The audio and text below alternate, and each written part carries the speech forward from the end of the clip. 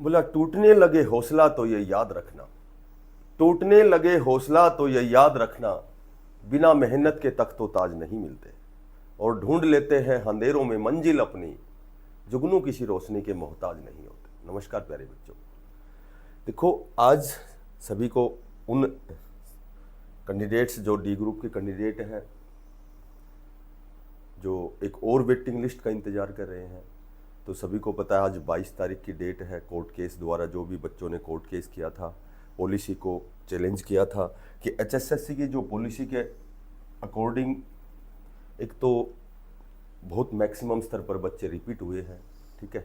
एक दोबारा से देखो, दो प्रकार के इस पे केस है, मैंने पहले भी बताया था। एक केस तो ये है कि इतनी बड़ी जब वेटिंग लिस्ट आती है तो उससे पहले फॉर्म एडवर्टाइजमेंट होते हैं, पहले एडवर्टाइज किया जाता है, बच्चों से फॉर्म फिलअप करवाया जाता है, ठीक है। उसके बाद इतने बड़े स्तर की वेटिंग लिस्ट आती है। जब फॉर्म यदि दोबारा से भरवाए जाते तो संभवतः वो बच्चे शायद फॉर्म नहीं भरते जो सी ग्रुप में जिन्होंने ज्वाइन कर लिया है या किसी और दूसरे प्रकार के डिपार्टमेंट में ज्वाइन कर लिया है।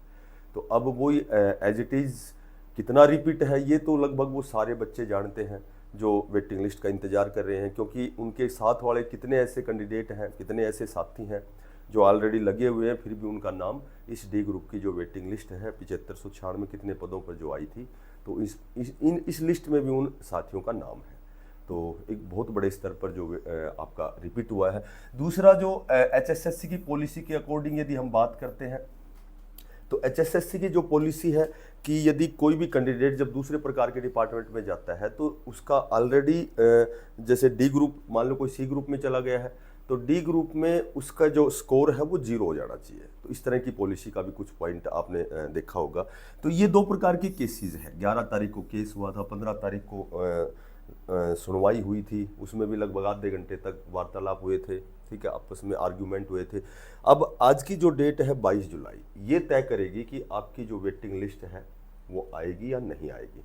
हालांकि देखो एक और पॉलिसी है, पॉलिसी का एक और पॉइंट है कि स्पेशल ये जो आपका एचएसएससी, चाहे मेरे ख्याल से सी ग्रुप हो या डी ग्रुप हो, इनका जो स्कोर कार्ड है वो 3 साल के लिए वैलिड है। इस तरह का आपने भूतपूर्व माननीय चेयरमैन साहब द्वारा भी सुना होगा आपने। और ऐसा एचएसएससी की भर्तियों में जो भी आपकी पॉलिसी बनी थी, जो रिक्रूटमेंट रूल बने थे, तो उसमें इस तरह की चीज़ मेंशन थी कि 3 साल के लिए स्कोर कार्ड वैलिड होगा। अब चूंकि डी ग्रुप में 13,657 पद थे, ठीक है, तो अब इसमें कितने, ये तो ऑथेंटिक नहीं है कि भाई 4,000 पद खाली हैं, 5,000 हैं, 6,000 हैं, कितने हैं, लगभग 5-6 हज़ार का हम आइडिया लगा सकते हैं कि 5-6 हज़ार सीटें अभी वैकेंट हैं। तो यदि आपका ये जो स्कोर कार्ड 3 साल के लिए वैलिड है, तो ये जो भर्ती है, ये जो जितनी सीटें वैकेंट हैं, तो इसी सीईटी बेस पर ही वो भरी जानी चाहिए। तो 2023 की भर्ती है, तो आप समझ सकते हो 2026 तक तो वेटिंग लिस्ट आएगी, तो ये स्कोर कार्ड आपका वैलिड रहेगा, क्योंकि सारी जो भी चीज़ें हैं वो क्लियर होंगी आज 22 तारीख को। अब यदि जानकारी के अनुसार बातें करें तो आपकी जो ये जो डी ग्रुप की जो सीटें हैं, जो जितनी भी सीटें वैकेंट हैं, ये आपकी इसी वेटिंग लिस्ट आपकी अनिवार्य आएगी, ठीक है, कन्फर्म आएगी।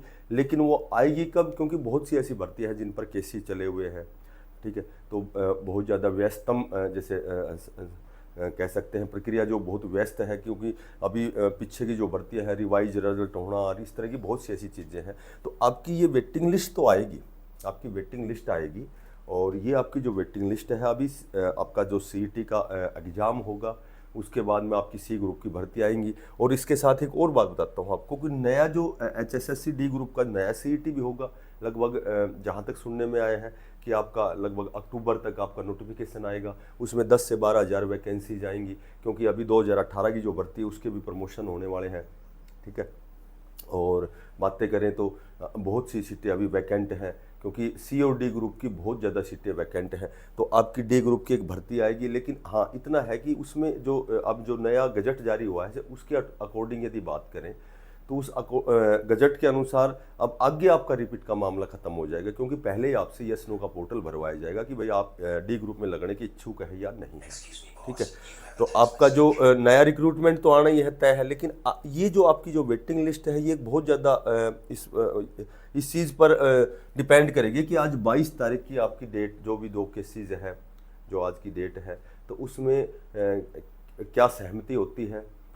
बाकी हो सकता है कि डेट आगे मिले और हो सकता है कि आज ये प्रॉब्लम सॉर्ट आउट हो जाए। तो आपकी ये तो लगभग मैक्सिमम पॉसिबिलिटी है कि आपकी एक वेटिंग लिस्ट डी ग्रुप की आएगी।